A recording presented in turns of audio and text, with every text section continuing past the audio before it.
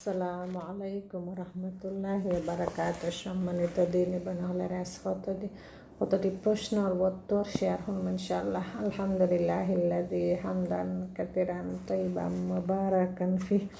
আল্লাহুম্মা সাল্লি সাল্লিম আলা নাবিয়িনা মুহাম্মদ।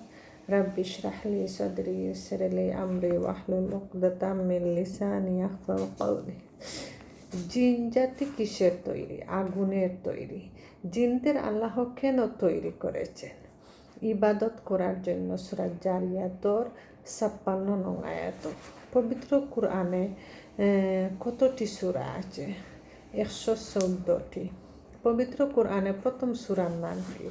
সূরা ফাতিহা। পবিত্র কুরআনে সবচেয়ে বড় সূরার নাম কি? সূরা বাকারা। পবিত্র কুরআনের সবচেয়ে ছোট সূরার নাম কি? সূরা কাউসার।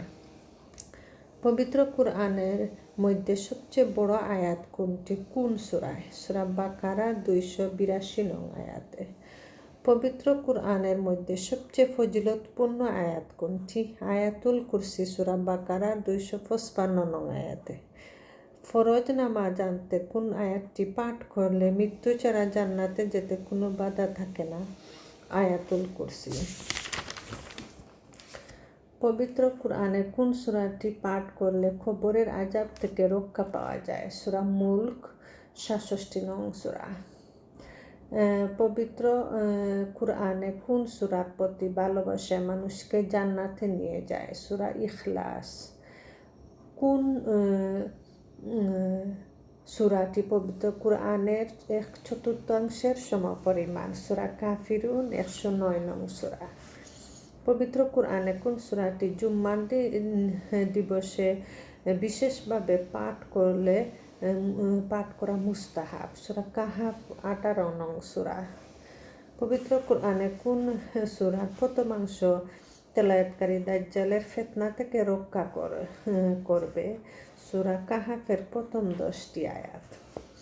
পবিত্র কুরআনে কোন দুটি সূরা জুম্মার দিন ফজর নামাজ জানতে তেলাওয়াত করা সুন্নত? সূরা আলা ও গাশিয়া। পবিত্র কুরআনে কোন দুটি সূরা জুম্মার নামাজে তেলাওয়াত করা সুন্নত? সূরা আলা ও গাশিয়া। পবিত্র কুরআনে কত বছরে নাজিল হয়েছে? ২৩ বছরে।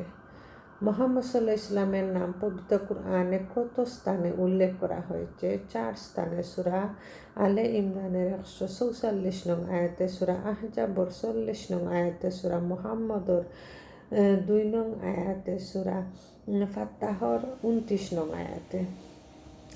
পবিত্র কুরআনে সর্বপ্রথম কোন আয়াত নাজিল হয়? সূরা আলাকের প্রথম ৫টি আয়াত। পবিত্র কুরআনে কোন আয়াতটি সর্বশেষে নাজিল হয়? সূরা বাকারার ২৮১। ইবনে আবি হাতিম সাঈদ ইবনে জুবাইর রাদিয়াল্লাহু থেকে বর্ণনা করেন যে এই আয়াত নাজিল হওয়ার পর নবী সাল্লাল্লাহু আলাইহি ওয়াসাল্লাম মাত্র ৯ দিন জীবিত ছিলেন। পবিত্র কুরআনের সর্বপ্রথম কোন সূরাটি পূর্ণাঙ্গ রূপে নাজিল হয়? সূরা ফাতিহা। পবিত্র কুরআনে প্রথম যুগে কিভাবে সংরক্ষিত হয়? সাহাবায়ে কেরামের স্মৃতিতে, লিখিত অবস্থায়, চামড়ায়, হাড়ে, পাতায় এবং পাথরে। যে সাহাবী স্বপ্নে আজান দেওয়ার পদ্ধতি শিখিয়েছিলেন তার নাম কি? আব্দুল্লাহ বিন যায়েদ ইবনে আবদে রাবেহি রাদিয়াল্লাহু। উম্মে মুহাম্মদীর মধ্যে সবচাইতে করুণাশীল ব্যক্তি কে ছিলেন? আবু বকর রাদিয়াল্লাহু আনহু। কোন নারী জান্নাতবাসীদের সর্দার? ফাতেমা রাদিয়াল্লাহু আনহু। কোন মহিলা সাহাবীকে কুরআনের প্রহরী হিসেবে আখ্যা দেওয়া হয়েছে? হাফসা বিনতে ওমর বিন খাত্তাব রাদিয়াল্লাহু। নামাজ বিশুদ্ধ হওয়ার পূর্ব শর্ত কি? পবিত্রতা। অজু ফরজ কয়টি ও কি কি? ৬টি। সমস্ত মুখমণ্ডল দৌত করা, কনুই পর্যন্ত ২ হাত দৌত করা, মাথা মাসেহ করা, টাকনু সহ ২ পা দৌত করা, তারতিব ধারাবাহিকতা রক্ষা করা, এক অঙ্গ না শুকাতে অন্য অঙ্গ দৌত করা। অজুর শুরুতে কি বলতে হয়? বিসমিল্লাহ। রাসূল সাল্লাল্লাহু আলাইহি সাল্লাম বলেন, কিয়ামতের দিন আমার উম্মতের পরিচয় হচ্ছে তাদের কপাল ও পজ্জু শুভ্র হবে, আলোকময় হবে। কী কারণে তা হবে? অজুর কারণে। কোন সময় 2 হাত কবজি পর্যন্ত দৌত করা ওয়াজিব? নিদ্রা থেকে উঠে পানির পাত্রে প্রবেশ করানোর আগে। অজু নামাজ বা কোনো ইবাদতের শুরুতে অজু নামাজ কোনো ইবাদতের শুরুতে নাইতুন বলে নিয়ত উচ্চারণ করার হুকুম কি? নামাজে বিদাত হাদিসের কোনো প্রমাণ নেই। কোন দুটি কাজে মানুষ লানত পেতে হয়? রাস্তা এবং ছায়াদার বা ফলদার বৃক্ষের নিচে পেশাব পায়খানা করলে।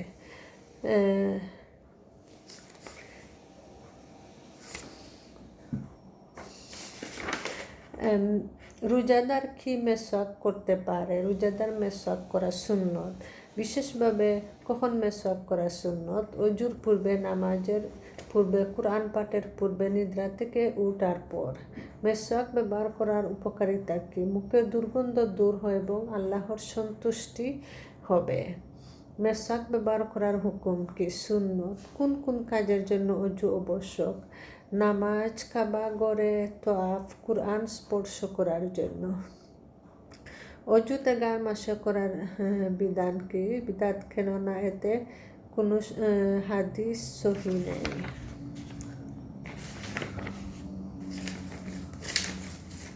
জাযাকুমুল্লাহ খাইরান।